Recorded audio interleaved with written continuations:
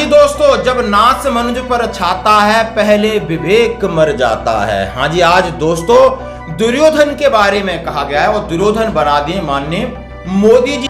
जब नाश मनुज पर छाता है तो पहले विवेक मर जाता है। दुर्योधन वह भी दे न सका आशीष, समाज की ले न सका। मोदी जी, आज पूर्व सैनिक आपसे अपनी सही असली वाली 1 रैंक 1 पेंशन जो यूपीए सरकार ने 26 फरवरी 2014 को दोनों ही लोकसभा और राज्यसभा में पास करवा कर दी थी, हमें वो 1 रैंक 1 पेंशन चाहिए। हमें कोई भी विसंगति 1 रैंक 1 पेंशन की नहीं चाहिए। हमें समान एमएसपी सभी जवान, ऑफिसर और जेसीओ की चाहिए। हमें डिसेबिलिटी पेंशन जो पहले थी वो डिसेबिलिटी पेंशन चाहिए। और कहा है कि ये मुहिम आगे बढ़ चुकी है। पत्ते खोल दिए हैं, पत्ते खोला है कि सभी को बराबर एमएसपी मिलनी चाहिए, सभी को डिसेबिलिटी मिलनी चाहिए, इंटरिम रिलीफ नहीं चाहिए, 1 रैंक 1 पेंशन चाहिए। कौन सी चाहिए दोस्तों? कि 26 फरवरी 2014 वाली 1 रैंक 1 पेंशन चाहिए, विसंगति वाली 1 रैंक 1 पेंशन नहीं चाहिए, जो कि हमने राज्यसभा और लोकसभा में पास की। यानी आप जवानों के साथ आपने बहुत खेल लिया, उनकी भावनाओं के साथ बहुत खेल लिया, आपने नेतागिरी बहुत कर ली, आपने गुमराह बहुत कर लिया, लेकिन आप सुधरने वाले नहीं हो। अब आपका जाना तय है और मेरा आना तय है। हाँ जी दोस्तों, बात कह रहा हूं, जबरदस्त बात के साथ कह रहा हूं। इसमें मोदी सरकार से कहना चाहूंगा कि जल्द से जल्द, आपके पास 10-12 दिन बचे हैं, जल्द से जल्द ये 6000 करोड़ रुपए दीजिए ताकि हमारे पूर्व सैनिकों का इलाज हो सके, हॉस्पिटल्स की लायबिलिटीज को खत्म किया जा सके। और नहीं कर सकते हैं तो आपको सत्ता में बने रहने का कोई अधिकार नहीं है। आप नहीं कर सकते तो कांग्रेस सरकार आने को तैयार है, इंडिया गठबंधन आने को तैयार है। 2024 में आपका जाना तय है और कांग्रेस और इंडिया गठबंधन का आना भी तय है। अभी तक युवाओं के लिए बात चल रही थी, अभी तक अग्निपथ की बात चल रही थी, अभी बात आई है सही लाइन पे, सही दिशा में, जो कि कांग्रेस पार्टी पूरी तरीके से कूद पड़ी है और उसके साथ इंडिया गठबंधन पूरा टूट पड़ा है। जैसे कि उनके ऊपर प्रेशर पड़ा कि आप हमेशा सिर्फ अग्निपथ अग्निवीरों की बात करते हो, नौजवानों की तो बात कर रहे हो, लेकिन आप जवानों की बात क्यों नहीं कर रहे? तो जवानों की बात पर वो थोड़ा सा घूम रहे थे, लेकिन अब उन्होंने कल पहली बार सीना तान के पूरा इंडिया गठबंधन की तरफ से कहा है कि अग्निपथ तो मैं बंद करूंगा ही करूंगा, लेकिन जो 1 रैंक 1 पेंशन है 26 फरवरी 2014 को यूपीए गवर्नमेंट ने बनाई थी वो लागू करूंगा, जिसमें कोई विसंगति नहीं होगी, जिसमें फायदा होगा, जिसमें शायद मिनिमम मैक्सिमम नहीं तो मैक्सिमम होगा। जो भी फायदे की बात कर रहे हैं वो डिटेल वाली बात है। उन्होंने कहा इक्वल एमएसपी, चाहे अफसर हो, चाहे जेसी हो, चाहे जवान हो, चीख चीख के कह रहे हैं और कह रहे हैं विवेक मर जाता है। दुर्योधन वह भी दे ना सका आशीष, समाज की ले ना सका। मैं ये पैरेलल्स ड्रॉ करना चाहता हूं कि मोदी जी वो भी दे ना सके आशीष, समाज की ले ना सके, उल्टे हरि को बांधने चले, जो था असाध्य उसको साधने चले। जब नाश मनुज पर छाता है तो पहले विवेक मर जाता है। अपना विवेक जगाइए मोदी जी, वरना पूर्व सैनिक समाज 1 करोड़ 16 लाख लोगों का जो परिवार है वो आपको यहां से चलता करने के लिए तैयार है। उन्होंने क्या एक रामधारी सिंह दिनकर की पंक्तियां जो हम भी सुनाना चाहते हैं कि जब नाश मनुज पर छाता है पहले विवेक मर जाता है। दो न्याय अगर तो आधा दो, पर इसमें भी यदि बाधा है तो दे दो केवल 5 गांव, रखो अपनी धरती तमाम, हम वहीं खुशी से खाएंगे, पर जन पर असन उठाएंगे। लेकिन दुर्योधन वह भी न दे सका आशीष, समाज की ले न सका, उल्टे हरि को बांधने चला, जो भी असाध्य साधने चला। जब नाश मनुज पर छाता है पहले विवेक मर जाता है। यानी आप किसी को, जवान हो, किसान को कुछ नहीं दे रहे हो। उनकी तुलना इस तरीके से महाभारत में जो हुआ था कि पांडवों ने 5 गांव मांगे थे, वो भी दुर्योधन ने मना कर दिया था। आज वो स्थिति हो गई है कि जब नाश मनुज पर छाता है तो विवेक शून्य हो जाता है। जब उनसे लोग गुहार लगा रहे हैं बुद्धिजीवी कह रहे कि ऐसा मत करो, ये मत करो, तो उन्होंने श्री कृष्ण जब उन्होंने इस एपिसोड में लेके गए थे कि नहीं भाई इनको दे दो और युद्ध को टाल दो, लेकिन कहते हैं ना कि विवेक शून्य था। और इसी तरह की उपमा दे रहे हैं कर्नल रोहित चौधरी। आज काफी अग्रेसिव दिखे, इनकी बॉडी लैंग्वेज भी जबरदस्त दिखी। शायद आपके वीडियो कहीं देखा होगा, लेकिन ये कल की प्रेस कॉन्फ्रेंस में उन्होंने डिसेबिलिटी पेंशन से लगाकर पूरी की पूरी धज्जियां उड़ाई। उन्होंने अग्निपथ सब कुछ बातें वही थी, रिपीट थी, लेकिन ये नया था, ये नया अंदाज था और नई बातें थी, इसलिए मैं आपके साथ शेयर कर रहा हूं। जैसा कि इनका वीडियो, पूरे वीडियो देख सकते हैं कि माहौल बदल रहा है, हवा बदल रही है, परिस्थितियां भी बदलेंगी, नहीं तो सरकार बदलेगी। धन्यवाद। देश बड़ी गंभीर परिस्थितियों से गुजर रहा है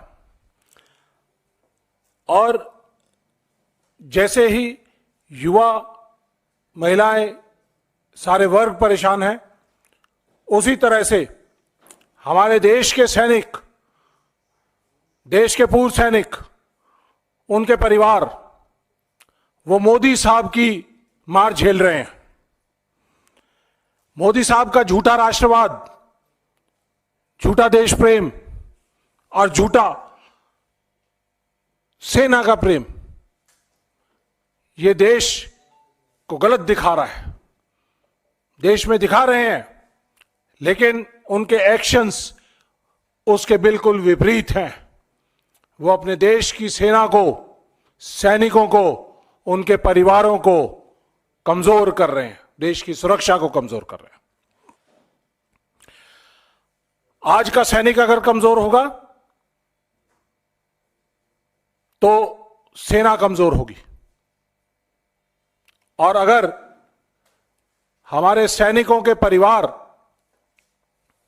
अगर उनको विश्वास रहेगा कि देश उनका लुक आफ्टर करेगा, तो सैनिक अपनी जान देने के लिए सरहद पर तैयार है। भारतीय सेनाएं वर्ल्ड की बेस्ट, श्रेष्ठतम श्रेणी में आती हैं। हमारे फौज के इंस्टीट्यूशंस को डिस्ट्रॉय किया जा रहा है। हमारी कोर डिमांड है 1 रैंक 1 पेंशन, जिसको यूपीए सरकार ने 26 फरवरी 2026 को पास किया। पार्लियामेंट के दोनों सदनों के अंदर इसको पास किया गया,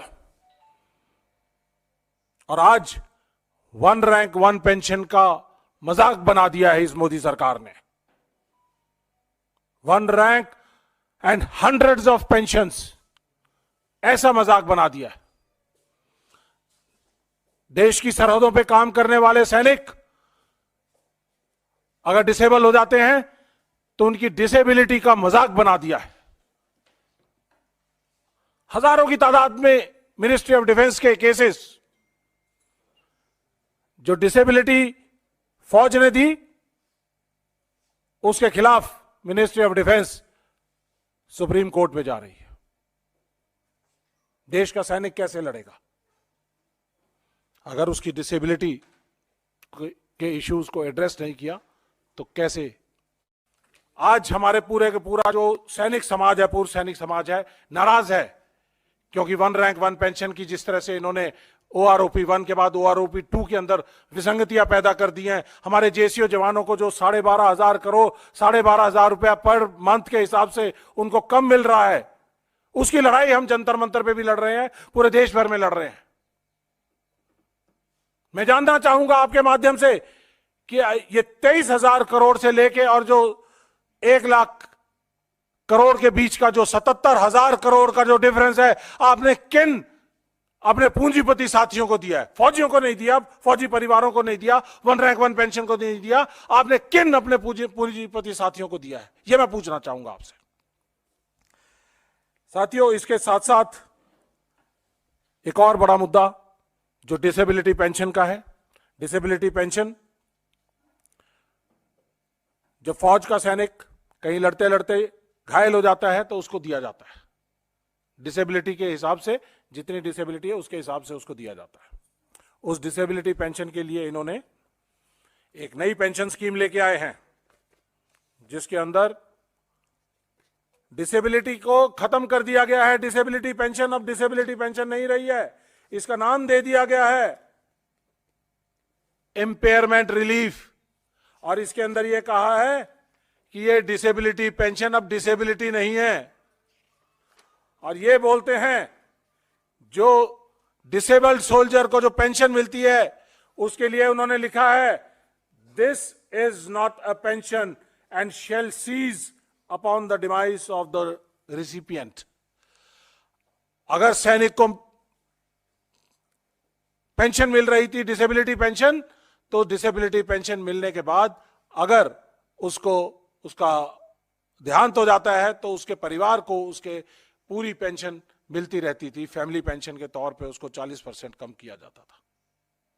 लेकिन आज उसको ये डिसेबिलिटी पेंशन का जो पोर्शन है वो 0 हो जाएगा। मोटी मोटी बात इतनी है कि अगर 100% डिसेबल्ड सोल्जर को 100 रुपीज पेंशन मिलती थी तो 100 रुपीज उसको डिसेबिलिटी पेंशन मिलती, 200 रुपया। और जैसे ही उसका देहांत हुआ तो यह पेंशन 200 रुपए से घटके सिर्फ 50 रुपए मात्र रह जाएगी। 150 रुपए मोदी साहब इस पेंशन से निकालकर अपने पूंजीपति साथियों को देंगे। ये पेंशन पॉलिसी है। यह है मोदी जी का देश प्रेम, सेना का प्रेम, राष्ट्रवाद। पहले ये जो डिसेबिलिटी पेंशन थी इनकम टैक्स के परव्यू से बाहर थी। अब क्योंकि ये डिसेबिलिटी पेंशन ना रह के इंपेयरमेंट रिलीफ है तो ये इनकम टैक्स के दायरे में भी आ गई। तो जो 200 रुपए पेंशन मिलती थी तो उसके ऊपर 30% टैक्स लग के उसको सिर्फ मात्र 140 रुपए मिलेंगे। ये फर्क है। ये जो आंकड़ों का हेर फेर मोदी सरकार कर रही है देश के सैनिकों के साथ, इसका कितना आउटले है? टोटल आउटले सिर्फ 4000 करोड़। मोदी जी 14 लाख करोड़ एनपीए में आप माफ कर सकते हैं अपने सैनिकों को, पूर्व सैनिकों को जिन्होंने लड़ते लड़ते घायल हुए हैं, उनको 4000 करोड़ नहीं दे सकते? उस 4000 करोड़ की लूट करने के लिए आपने नई पेंशन पॉलिसी निकाली है और इसको डिसेबिलिटी पेंशन को खत्म करने का काम किया है। शर्म आती है मुझे आप पे, आपके राष्ट्रवाद पे शर्म आती है, आपके सेना के प्रेम के ऊपर शर्म आती है। आपको कोई अधिकार नहीं कि आप सियाचिन में जाकर, कारगिल में जाकर, दराज में जाकर हमारे सैनिकों के साथ होली और दिवाली मनाएं। नहीं चाहिए ऐसी होली और दिवाली आपके साथ। हमें चाहिए तो सेना के घायल साथियों का सम्मान चाहिए, उनके परिवारों का सम्मान चाहिए। हमें 1 रैंक 1 पेंशन चाहिए।